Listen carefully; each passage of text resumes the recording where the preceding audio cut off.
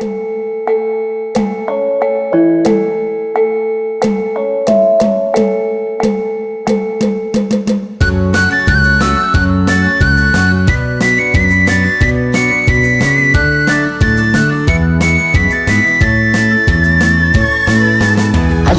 GAM HOI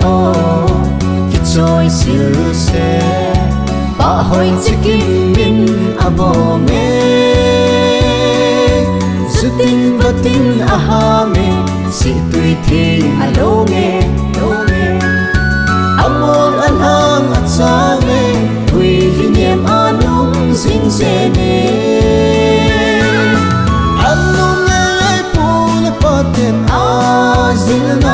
thinglhanggam Sachim oichim Chamdel'a Lasem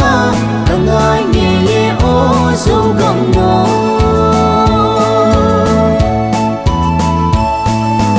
Ile puzil sa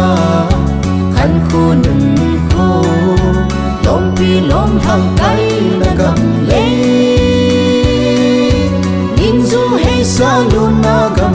lum ki to a say tha hay khom na gam ka ngeiye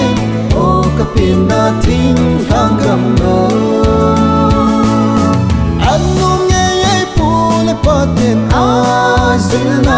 thinglhanggam Sachim oichim Chamdel'a Lasem ngeiye no